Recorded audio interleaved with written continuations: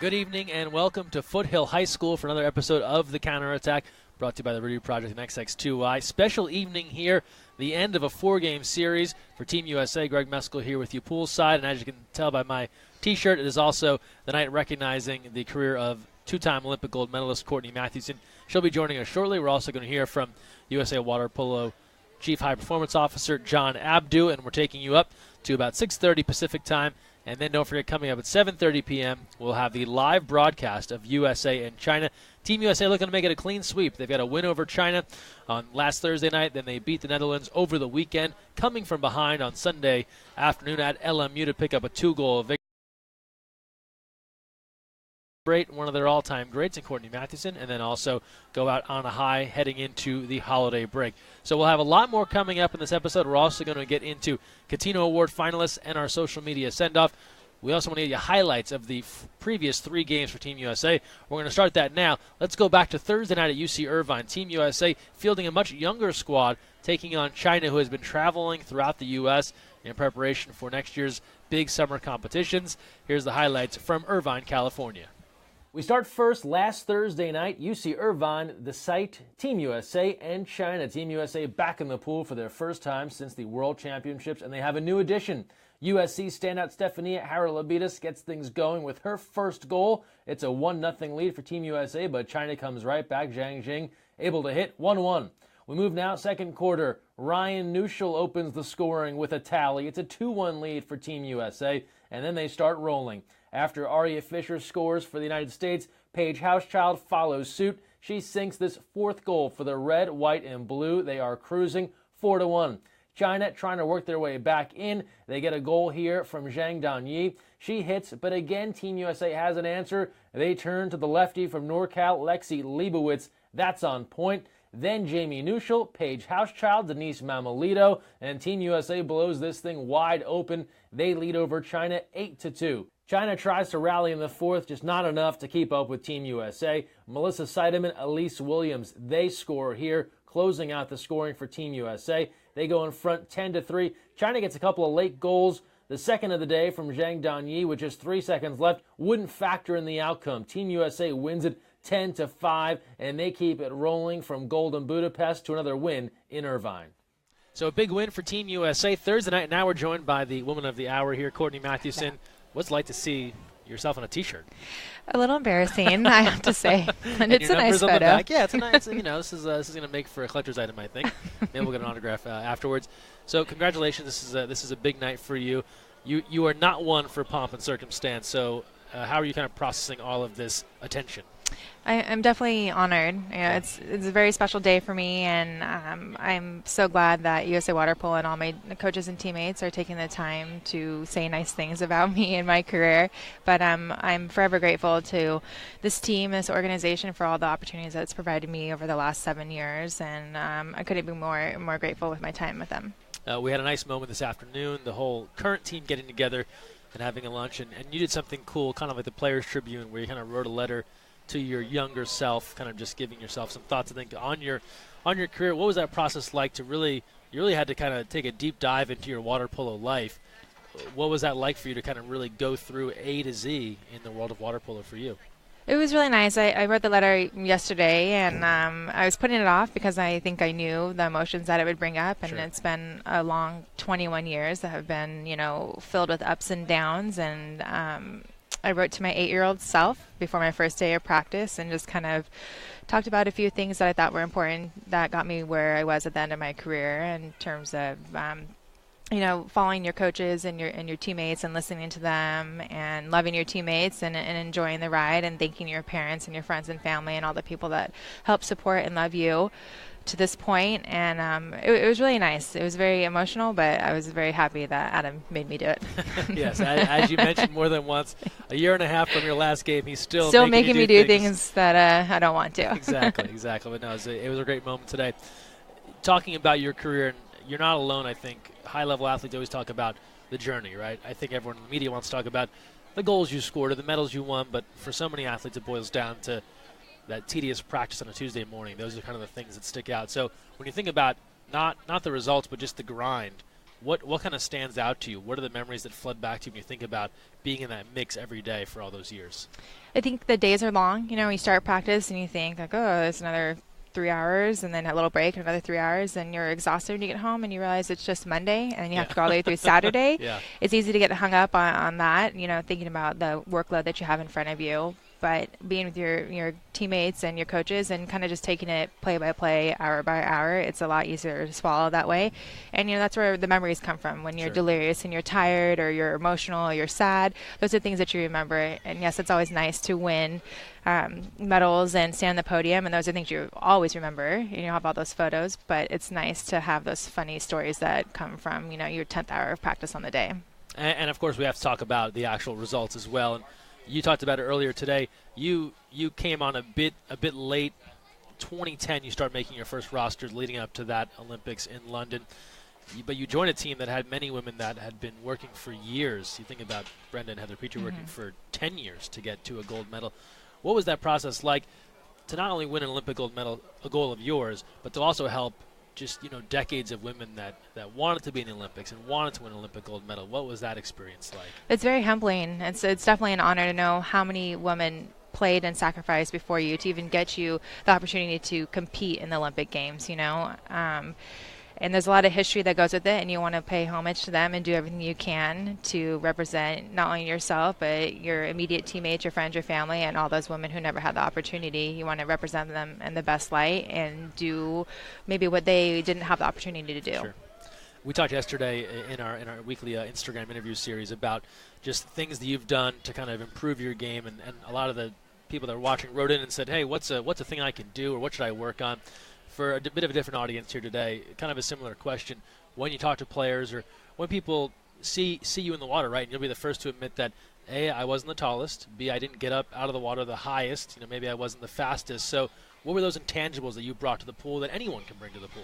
I think for me it was finding my strengths, what I could bring to the team, what role I could fulfill, and what they needed, and then kind of finding that little area and then working with it, and always trying to improve and expand on my my position and be what the team needed me to be, because there's so many talented girls, as you say, and you can't have, what is that saying, you can't have too many chiefs and not enough Indians. It's the same way. You have to be a little selfless when you play at this elite level, and for me it was finding my role back in 2010 and how I could help that particular team. So now you've transitioned to out of water polo. Big news for you and your family, and I'm contractually required to mention your husband, Chris. Yes, I love that. He works it out in advance. We have a small payment operation, but all kidding aside, you two welcome a daughter this year. What's that been like? It is a whole other different kind of achievement, accomplishment, whatever you want to say. What's it been like? It's been amazing. Yeah. As I've told a lot of people, I'm sure all first-time parents know that it's exhausting, and I'm sleep-deprived, but I wouldn't change it for anything. And it's been a really nice transition for me out of water polo. I knew I was going to be done after Rio, and this little bundle of joy came, and it's been amazing to be able to spend time with her and watch her grow. How often have you been asked when she'll start playing water polo? A lot. And actually, I don't know what she's going to do, and I definitely hope she's into sports, but if not, then maybe she'll be, the world's best pianist or something, or she'll do something else, I don't know, solve some math problems. So Team USA tonight, they're going to take on China. You're going to get a chance to watch the game. Obviously, when you've gotten the chance to watch the team, what's that spectator experience been like for you, watching so many girls? What do you look for when you watch Team USA in action? I still view the game as if I was playing, and I pay attention to my teammates that have had in the most recent pass, and I know what they're thinking, and if it's a good pass, bad pass, and I think that's still pretty neat. I can see the way that their mind works, but I'm looking forward to the point where I can just actually observe the game and not think like, oh, I would have done that, or I couldn't have done that. So just looking forward to supporting them, on their journey to 2020. And one last thing I want to ask you about on this current team, Maddie Musselman, and only because she's had to answer so many questions about you lately, because you two obviously got close in the lead up to Rio. So as you look at her career, and she continues to kind of ascend, MVP at the Worlds this past summer, what's the ceiling for her, and what kind of makes her so strong in the water? Yeah, I don't think there really is a ceiling for her. I mean, she came on the scene really quickly, and she's done fantastic, and she's humble, and she's quiet, she works hard, and she cares deeply about her game and the team, and I think those are all qualities that comprise a really, really talented player. And like I said, she's very humble, so I think there's some good things in her future, even more good things, I should say. Sure. Excellent.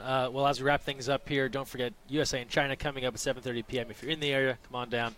You'll see Courtney. You'll see the rest of the team. Any final thoughts from you? Anyone else you want to say hello to or give a shout-out to? Nope. All right, you did it. Good job. Awesome. You don't know how much Courtney loves doing these, so this is a big get for us. Courtney Mathewson joining us here, her retirement tonight. We'll be back after this break. You're watching the Counterattack Live at Tustin High School.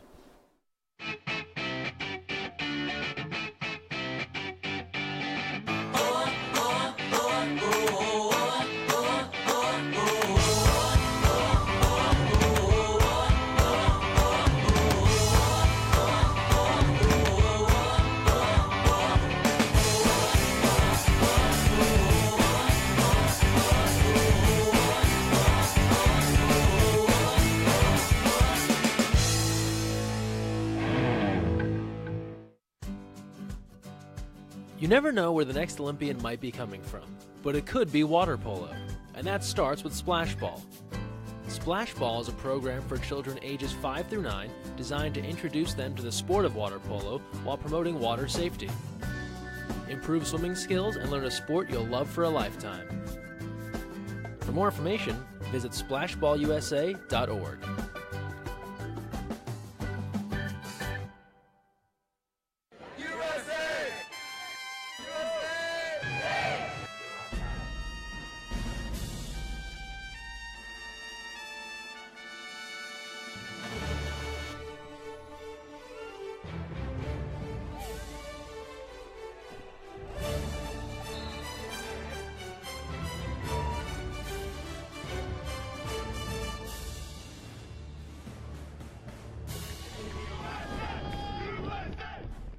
Welcome back poolside again. Thanks to Courtney Mathewson for joining us. If you are here at the pool coming up at 7:30, you're watching live. This game will be on Facebook.com/USAWP and YouTube.com/USAWP. We'll have a halftime ceremony recognizing Courtney as well in addition to the game, so a lot more good stuff coming up right here at Tustin High School. Now we want to go back to highlights. 2 more games have already occurred here in this series. We were, of course, at LMU. We were also at Santa Margarita Catholic High School. Here come highlights of both of those games, both wins for Team USA. Game 2 off to Santa Margarita Catholic High School. They stepped up after the Thomas Fire forced the relocation of the match at Santa Barbara High School, and Team USA shows their appreciation with a hot start. Back-to-back goals out of the gate. First Jordan Rainey, then Melissa Seidemann goes backhand, 2-0 lead. But the Dutch had other ideas. They come back, 2 straight goals to tie the game at 2, but Team USA has the last word. Mackenzie Fisher with her first goal and a 1-goal lead, 3-2, and the rest of the way, it was all Team USA. 4 goals from the United States come in a row here from the likes of Maddie Musselman, Rachel Fatal, Stefania Haralabidis, and Aria Fisher, and before you knew it, at halftime, it was a 7-2 lead for Team USA. In the third, back-to-back goals for the Dutch. UCLA Bruin, Lizette Roseboom gets it started, then Bente Rohe, and they close to within 3 at 7-4. Perhaps a comeback for the Dutch? Not the case. Rachel Fatal scores 2 straight, then she assists on a third, delivering this ball to Kylie Nuschel, and it's a 10-4 game. Sabrina van der Sloot of the Netherlands ends the quarter with a goal on this 6-on-5 strike, making it 10-5, keeping her squad within shouting distance. Then we go to the fourth quarter. Goals on each side to open the period, making it 11-6. Maddie Musselman now will draw the keeper out of the cage, has her shot do just enough to get in. Team USA goes in front 12-6. One last try here from the Netherlands. Van der Sloot hitting again, brings that tally to 7 goals, but 12 beats 7 every day of the week. Team USA takes it. They win 2 in a row to kick things off in this exhibition series. On to Los Angeles for our third game. Loyola Marymount, the site, Team USA and the Netherlands, and the Dutch playing their best water polo of the week. They get off to a quick start. They go in front 2-0 in the first minute of play, not even 60 seconds gone by, but Team USA comes right back. Maddie Musselman gets the squad in the mix, then Kylie Nuschel on the breakaway, puts on the brakes, lob shot, finds safe harbor in the back of the net, 2-2 the score. End of the first. Late first quarter, Sabrina van der Sloot is able to slide this one home on the 5-meter try. 3-2, Netherlands in front. Then we go second quarter. After a Dutch goal with just over 2 minutes of play left, Jordan Rainey, a much-needed score here for Team USA. On the deal from Aria Fisher, we come into halftime. The visitors ahead 4-3. Third period, barely any goals, almost a scoreless period, in fact, until Maddie Musselman connects on the 6-on-5. She's tied the game at 4. But again, the Dutch have an answer. They turn to the USC Trojan. Maud Megan's a powerful shooter, able to hit here, and her team is back in front 5-4. Fourth quarter, lots of back-and-forth action to start. Maggie Steffens ties the game at 5. The Dutch turn to Vivian Sevenich. She draws Ashley Johnson out of the cage, able to put it home, 6-5. Team USA then turns to some of those names you know to start a comeback in the fourth. Melissa Seidemann taking on defenders, and not a problem for Seidemann, ties the game at 6, and then the United States puts on the defensive clamps. The Dutch don't score the rest of the way. Team USA does. Mackenzie Fisher, Rachel Fatal hitting back-to-back goals. 8-6 the score. Team USA comes all the way back. They win it at LMU by 2. 3 big wins in a row for Team USA, looking to cap it off with 4 straight tonight right here at Foothill High School in Tustin. Game starts at 7:30 p.m. Pacific time. If you're in the area, come on down and join us.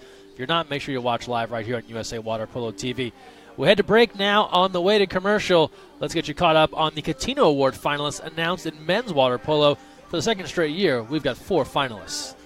Catino Award finalists, and for the second straight year in men's water polo, 4 finalists announced, 2 Olympians in the mix. UCLA's Alex Rolsa and Cal's Luca Cupido, 2 of the Rio Olympians for Team USA. Also in the mix, another UCLA Bruin, Matt Farmer, and a Pacific Tiger and Golden Coast Conference Player of the Year, Luke Pavelar. Those are your 4 finalists. We have to wait quite a while. Award won't be announced until after the women's college season, so you're looking at next June at the Olympic Club. But congrats to these 4 and their programs for being recognized as Catino Award finalists, representing the best college players in the game.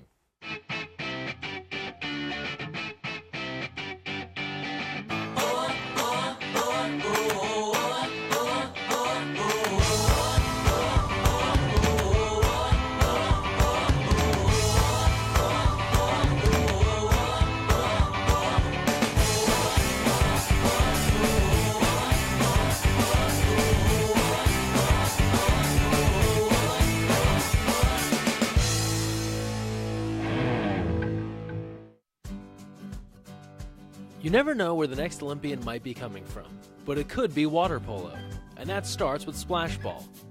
Splash Ball is a program for children ages 5 through 9 designed to introduce them to the sport of water polo while promoting water safety. Improve swimming skills and learn a sport you'll love for a lifetime. For more information, visit splashballusa.org.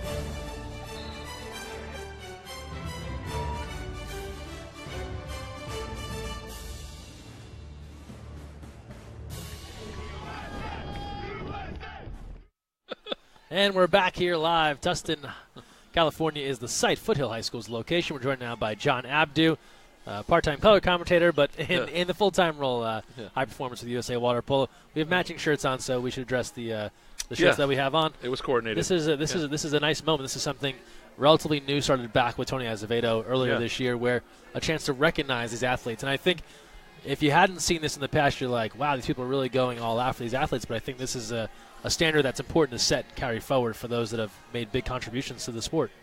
Yeah, I think, a lot of people ask me, like, what it means to be a high-performance director, because that's not really, like, a title that's in a lot of sports and stuff, right? So I was just explaining this to a few other people. Basically, you could say that I'm the general manager of our national teams, amongst other responsibilities with USA Water Polo, but, I'd be the GM, right? Yep. And so if you're a GM, the goal is you want to make your players really happy, and you want to make your coach's life as easy as possible, right? So I think from my perspective, I want, Adam Krikorian and Dan Odovicic to have, to feel really comfortable in their jobs and feel really good about the amount of players they have and that their players are happy too. And I think one of the things that we want to make sure we recognize is the immense amount of commitment and dedication that these athletes put in to be on these teams. And this is one of the ways that we can do that, is recognize them at the end of their career or their careers coming to an end or shortly afterwards. And so, we saw it last night at the Staples Center with Kobe and what he meant to the city and this organization. And, on a micro level, people like Tony, like this last summer, and people like Courtney, and we'll, move Cammie Craigs to next summer, or anybody else,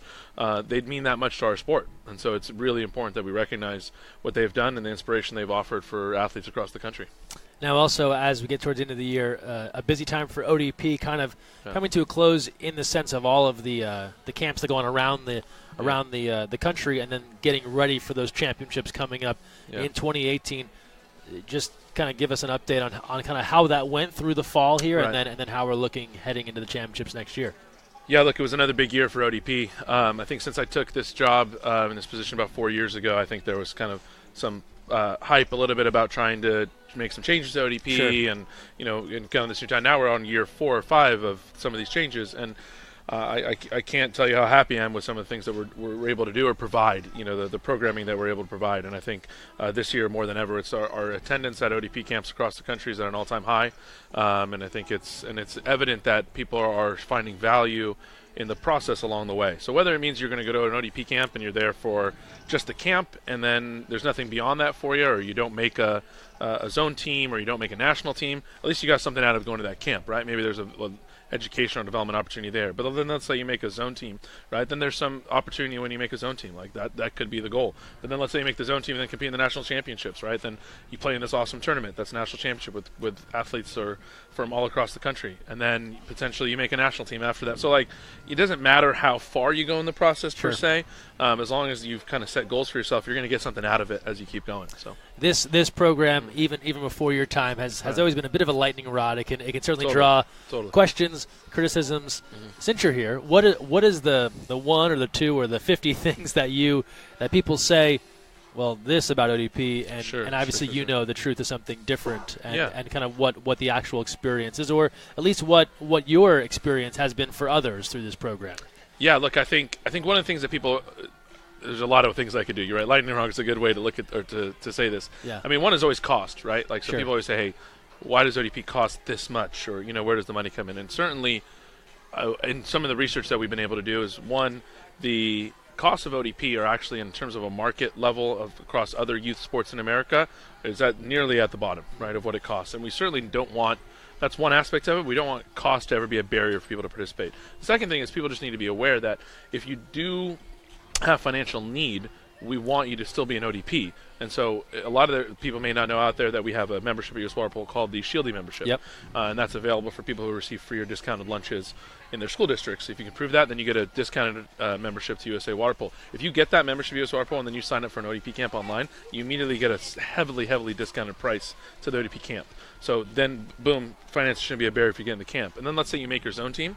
We have financial aid and scholarships available for you once you make your zone team. And that's been a program that's been widely used and really accessible to people. So I'm excited that, we talk about cost and it's an accessible thing. And then the other thing we always talk about is like, hey, if I'm not going to make a national team, why should I do ODP, right? Sure. I'm not a national team athlete, so, I know I'm not good enough. Why would I do it? And then the second thing is we're not trying to replace ODP is not to replace your high school or your club competitions and training. It is to supplement. Yeah. And so the idea is, can you get more? Can you do more? And of course, sports, the more you train, the more you practice, the more you're going to develop, the better you get. And so that would be my answer to at least those. And I think, and Courtney maybe is a bit of an aberration, right? Because she's one of the older players that is now kind of cycling out of the program. She was someone that didn't even make the junior national team, right? Correct. But if you look at the current roster that we'll see tonight, and especially a lot of the younger players we saw Thursday night at UC Irvine, it's proof positive there. These are players that have gone through this program, totally, and now they are there. And again, it's not as if it's not as if the coaches are only looking there. You can be good. It takes Stephania Harrow-Labidas. Correct. This is someone who did not play, I don't think, a day of ODP with USA Water Polo, but there are multiple examples. Many of them have Olympic gold medals. If you are willing to go through this road, it can be very beneficial. No, and there's so many directions that we could go with that, right? Yeah. So Stephanie is a good example. Maybe she didn't do ODP in America. Yeah. She's on the junior team in Greece. Yeah, so right? she did some fashion. She was part of the pipeline somewhere she was developing. Courtney, maybe she got cut, and there's a lot of examples of athletes who got cut somewhere along the line of the pipeline, but still make it, in the end. So by no means, and this is, I guess, to go back to your first question about ODP, is it called the Olympic Development Program because its sole purpose is to identify Olympians. Sure. So I want to make that clear, right? It's called the Olympic Development Program because it's, fostered and inspired by the Olympic Games, and then also by kind of the spirit of Olympism, right? Which is, derived by the values of the Olympic movement, which means, striving to be your best and to achieve and do the best you can with what you have. And that may not happen to you when you're 15, or may not happen to you when you're 16 or 17 or 18, and you see these things. I went to a college, and I use this story a lot with a guy named Jeff Powers, sure. right? Jeff Powers was cut from the youth team twice, was cut from the junior team later, and then ended up making a World University Games team when he was in college, moved on, and then 3 Olympics later, arguably one of the best players to ever play in the world, and then obviously one of the best for our country. So, these things happen, and we recognize that development is going to happen at different points in a person's life, but the Olympic program or Olympic Development Program is there to help you develop at that moment, and that's the thing. So, like you said, maybe they get identified in college or through National League or through Collegiate Cup or other, trainings and things that we have or open tryouts, but it's always going to be an open process, and this is just one avenue. So one last thing to touch on with you here, and we touched on a little bit. Courtney talked about finding her role, and that's what made her valuable. And we talked about this in one of the games the other day. And for those that are watching that are a player right now or a coach, and maybe you have 5 talented centers and no good center defenders, whatever the case may be. But I know you're an advocate of players that can be selfless, fill a role, and that can really lead to longevity and kind of finding your spot in the game. How important is that for a player to be willing to play the spot the team needs, and maybe that can extend or improve their career? Well, you see it all the time in sports. This is not an original thought, or just a water polo thing. Just not preaching something to come out. Obviously, athletes who can be versatile, athletic, selfless, and good teammates in this whole process are going to have the most likelihood to be successful in it, right? And so, I think when we were talking a couple nights ago on the broadcast, it was about Matt Farmer, right? And I'm a huge fan of Matt Farmer. Came out of Chicago, Illinois. Played for Fenwick High School, Windy City Water Polo Club. Great kid, great family, right? But found his way into ODP, right? And is working through the process, is trying to make these teams, and is looking for some advice on how to do that. Well, one of the things that we worked on with him when he was going through the process was, you do a really good job of having you're back to the goal. So why don't you really try to develop this center position, right? Like, how good can you get at center? Because teams always need a center, right? Yep. It's just it's a position of need. So he really took that upon himself to try to master that trait. Did a good job of it. Makes a junior team, right? Makes some national teams along the way. Gets recruited to UCLA, and then is a multiple national champion at UCLA, and gets better and better along the way with all the coaches that he has over there. And so that process started with him making a decision to be a jack of all trades, but a master of one. Yep. And I think that's the coaching acumen and advice we want to give, to everyone out there. Again, you want to be good at everything. There's got to be one thing that you excel at, and it makes you special or stand out. Sure. Good stuff from John Abdou. Thanks for stopping by and joining us. Anytime. Yeah. And speaking of USA Water Polo information, membership renewal season ongoing, about to run out here at the end of the year as far as locking in 2017 pricing. Here's some more important information. Let's talk membership renewal. Last week we told you it's a new all-time high, 45,000 members and counting for USA Water Polo. Make sure you're part of that 45K. Get your membership renewed now for 2018. If you register or renew now before the end of the year, you lock in 2017 pricing, you get a chance to win a USA Water Polo tier prize pack, and you're all set through the end of 2018. Visit usawaterpolo.org now. Make sure you get your membership registered today. How great is that? 45,000 and now plus, over 45,000 members for USA Water Polo.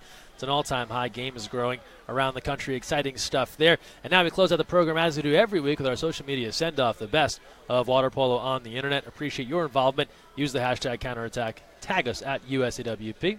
Here we go.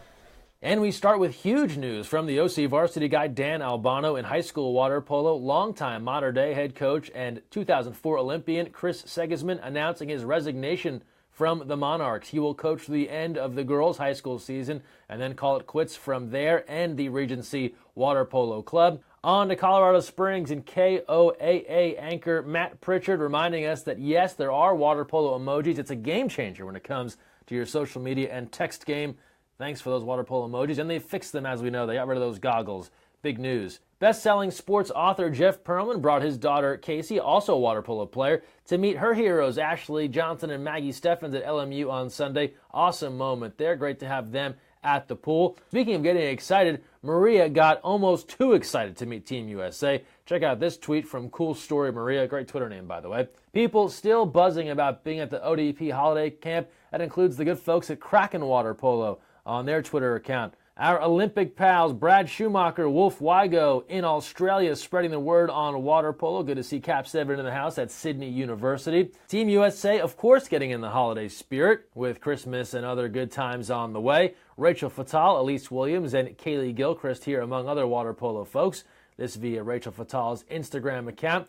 And it was awesome to meet some rising stars from the Westside Aquatics program at LMU on Sunday. They stopped by to say hello. We told them we'd give them a big shout-out here on the Counterattack. Thanks for the visit.